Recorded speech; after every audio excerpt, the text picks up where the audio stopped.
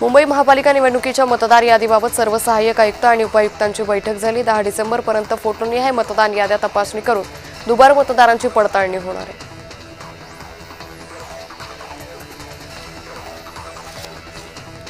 NIA प्रमुख सदानंद दाते यांची महाराष्ट्राचे पुढील पोलीस महासंचालक म्हणून नियुक्ती होण्याची दाट शक्यता आहे। दाते यांना एनआय मधून कार्यमुक्त करण्यासाठी राज्य सरकारने केंद्राला प्रस्ताव पाठवल्याची सूत्रांची माहिती आहे।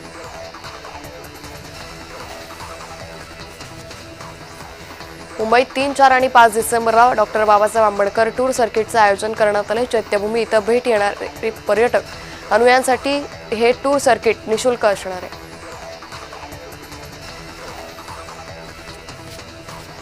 मुंबईतील वरळी सीफेस जवळ समुद्रात डॉल्फिनचं दुर्मिळ आणि मनमोहक दर्शन झालं। वरळी सीफेस परिसरातील समुद्रात डॉल्फिन दिसल्यानं मुंबईकरांमध्ये कुतूहल आणि आनंदाचं वातावरण आहे। जागतिक दिव्यांग दिनानिमित्त भिवंडी महापालिकेत दिव्यांग कार्यालय आणि दिव्यांग पोर्टलचं उद्घाटन झालं।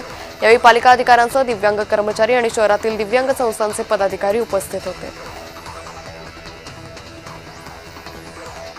नवी मुंबईच्या नेहरू सेक्टर 28 मधील नागरिकांच्या सोयी सुविधांसाठी असलेल्या 5 एकर भूखंडाचा सिडकोकडून लिलाव करण्यात आला।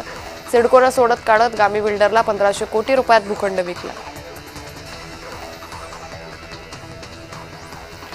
नागपूर जिल्ह्यातील कामठी नगर परिषद निवडणुकीच्या दरम्यान बहुजन एकता मंचाचे नगराध्यक्षपदाचे उमेदवार अजय कदम यांनी पोलीस कर्मचाऱ्यांची कॉलर पकडल्याचा आरोप करण्यात आला। संतप्त समर्थकांनी यावेळी कामठी पोलीस ठाण्यासमोर आंदोलन केले।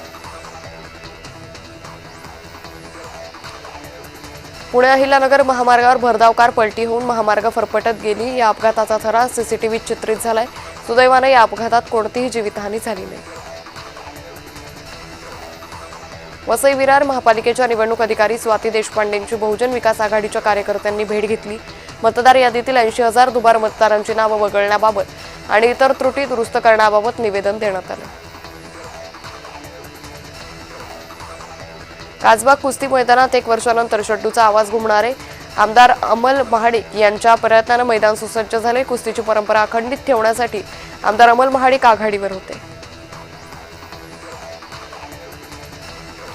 रांजणगाव एमआयडीसीमध्ये बिबट्याच्या हालचालींमुळे पुन्हा एकदा भीतीचं वातावरण आहे। एलजी आणि फियाट कंपनीच्या परिसरात बिबट्याचा वावर असून सुरक्षा रक्षकांनी तात्काळ कामगारांना सुरक्षित स्थळी हलवलं।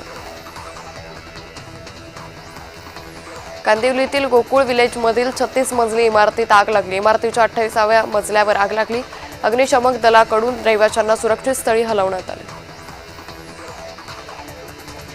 घाटकोपरमधील वसंत विहार इमारतीतील एका खोलीला आग लागली। आगीचं कारण अस्पष्ट आहे। अग्निशमन दल आणि घाटकोपर पोलिसांनी घटनास्थळी जाऊन रहिवाशांना सुखरूप बाहेर काढले।